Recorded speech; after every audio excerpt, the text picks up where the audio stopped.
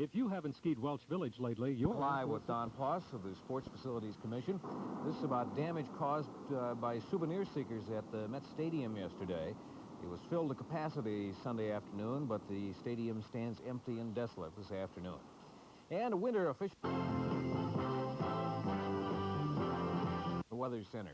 And as usual, Dale Dobish is... Sellers voting yes, 61 and... Of people rushing the field to take home bits and pieces of the stadium.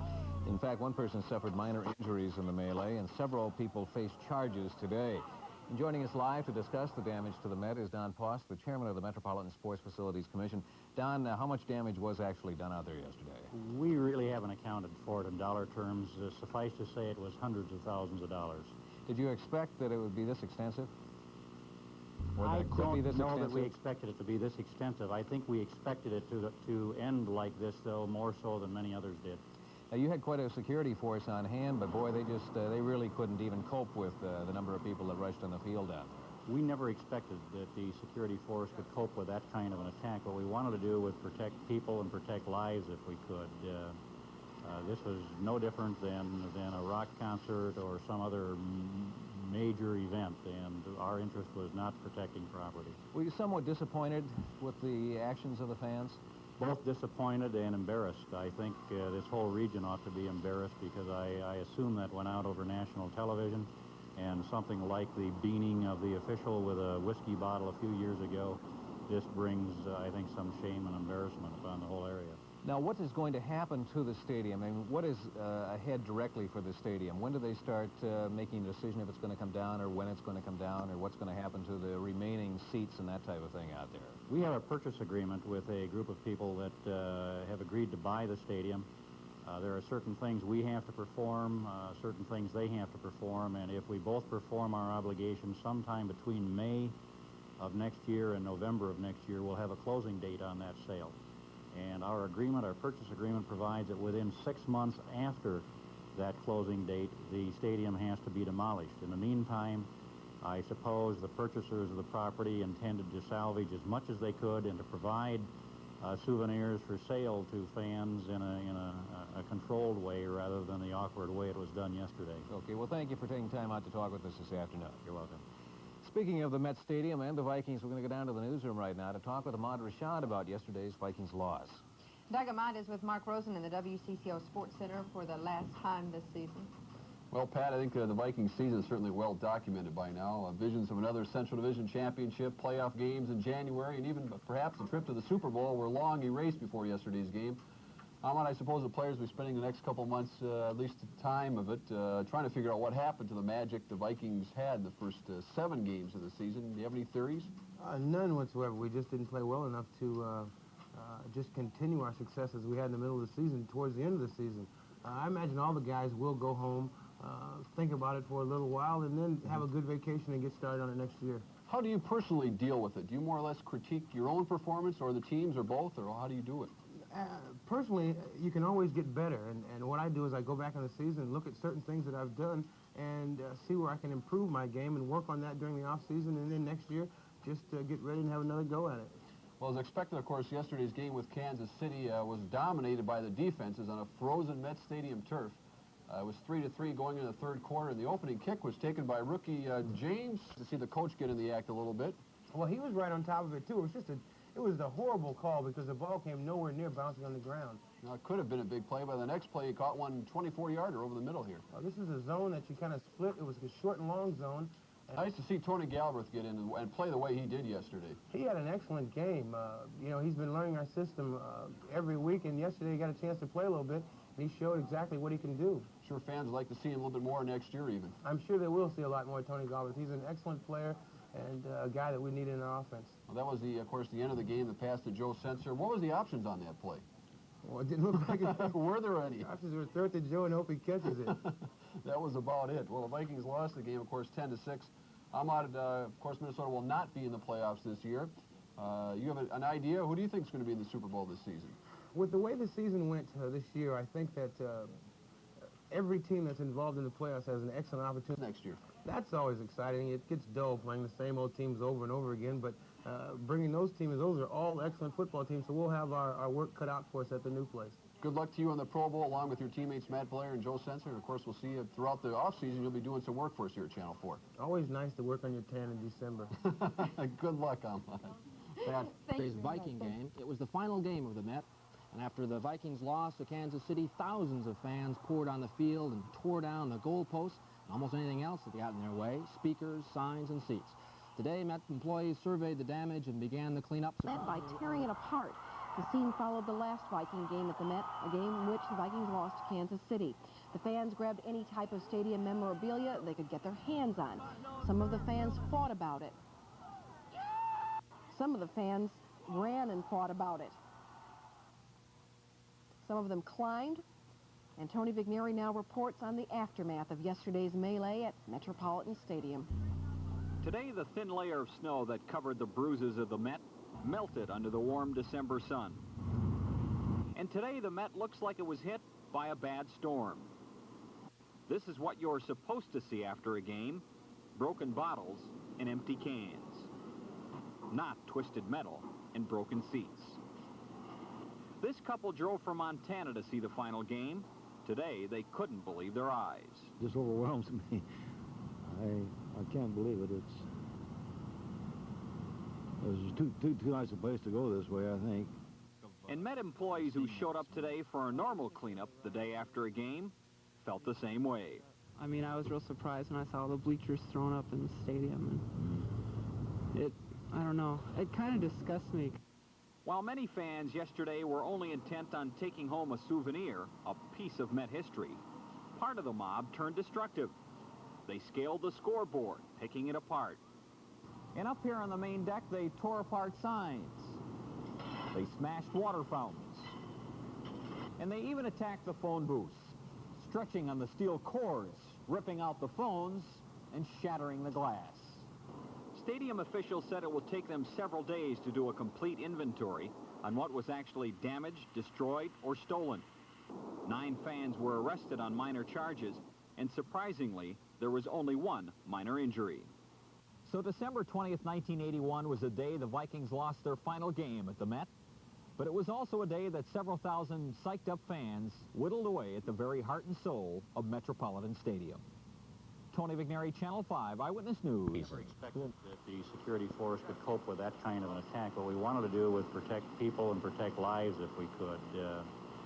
This was no different than a rock concert or some other major event, and our interest was not protecting property. Were you somewhat disappointed with the actions of the fans?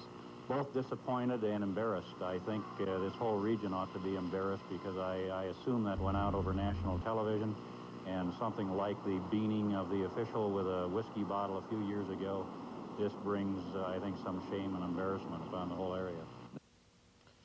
Well, for Viking fans, there's always next year, but for the time being, they'll have to settle for living in the past as we return now to the golden days of yesteryear on this week's installment of Vikes Sings. The Vikings play the Chiefs, the last game at the Met. So many great years, tell me who could forget? The Purple People Eaters on the attack. Marshall, Taylor, Page, and Larson moving for a sack. It's over for the Met, but you know we won't forget. Then Bobby Bryant is there to intercept. I can still see Paul Krause moving in to make a hit. It's over for the Met, but we won't forget. Joe, Fran, Dave, Chuck, and Bill, and all at the Met that gave so many thrills. But it's the Chiefs who are in Bloomington to play. Ironically, no tension on this cold December day. The Chiefs are called for roughing. We kick a field goal. Then Tony Galbraith fumbles and Lowry over the pole. The score is 3-3. The half is history. Later, James Murphy scurries with a punt. 43 yards, gain on the run. Then Steve Fuller from 15 yards away. It's Stan Rowe on a touchdown play. We trail 10-6 with a chance for one more drive. Kramer hits Joe Sensor. Our hopes are still alive. Then Tony Galbraith takes it it to the KC6, but a fourth down past the sensor just doesn't click. 10-6 is the final score. The Vikings move next year to the Dome. The fans try to take the Met home. Until next year, we wish you all one holiday cheer. Well, this year's holiday cheer is more like bah humbug, but on the other end of the spectrum, they are cheering hip hip hooray for Tampa Bay as the Buccaneers returned home yesterday with the Central Division title after beating Detroit in the Lions' Den at Pontiac. Between 7,000 and 8,000 fans showed up to greet the Bucs after they had become the first team this season to beat Detroit in the Silver Dome. 65, and even played a major role in 3 NFL championship games. But now it's retirement time. I join millions of fans in saying, so long, old friend, and thanks for the memories.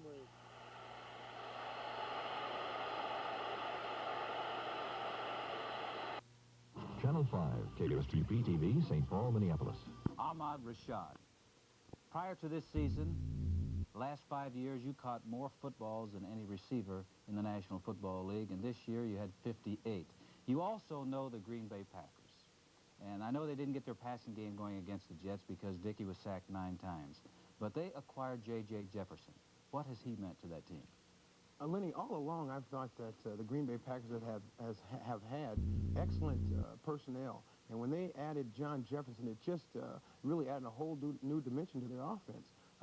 I'm sure the happiest person on that Green Bay Packer team was James Lofton, because if you have 2 outstanding wide receivers, there's no way that they can zone up both sides of the field.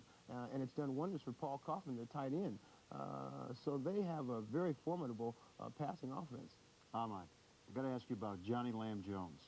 This man, the past 3 games, has been a house of fire. As a rookie, he did nothing. And the first half of the season, he's done nothing.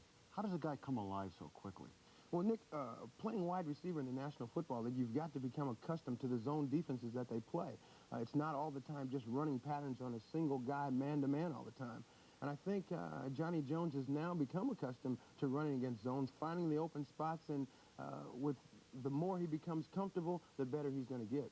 Ahmad, you're here, which means you're not working out to get involved in the playoffs. Looked like Minnesota is going to get there. You've had actually 2 seasons, a good one and a bad one.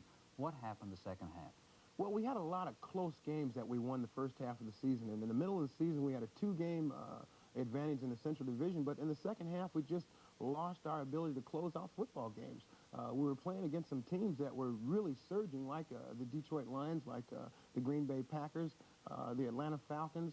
All those teams were playing very well the second half, and somewhere down the line, we just lost that ability to close games out. We'd get a big lead, and we'd lose it in the last final minutes of the game. This past week, you played the last game that's going to be played at Met Stadium against the Kansas City Chiefs. You are now moving to a new facility, a Dome Stadium in downtown Minneapolis. How do you feel about that? Well, Nick, I have mixed emotions about that move because we enjoyed a definite home field advantage over the years, having teams like Miami or teams coming from warm weather climates into our climate. It definitely affected them psychologically. Now that we're going inside, the positive part of that is we're such a passing team, we don't have to worry about the wind, we don't have to worry about the cold weather. So as far as receiving goes, it'll be easier to catch balls, but we're going to miss that home field advantage that we had at the Met. You won't have to worry about having the blowers on the sideline when you're indoors. Well, regardless of what happened, the last game at Met Stadium belonged to the Kansas City Chiefs. Next year, when the Minnesota Vikings move into the spacious Hubert H. Humphrey Metrodome, Mother Nature will cease to be a factor in Viking football games. The hardy Minnesotans who have jammed tiny Metropolitan Stadium for 20 years have been treated to 11 division titles and 3 conference championships, most coming when the snows had settled in and the temperatures were unbearable. But last Sunday, though the scene looked familiar, there was nothing at stake as the Vikings met the Kansas City Chiefs.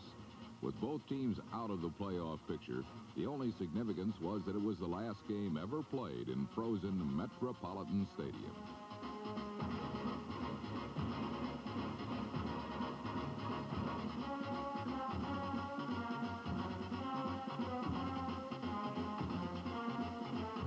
Determined Chiefs like number 82 James Murphy helped Kansas City end a 3-game losing streak. And the passing of Steve Fuller, number 4, earned Kansas City their first winning season since 1973.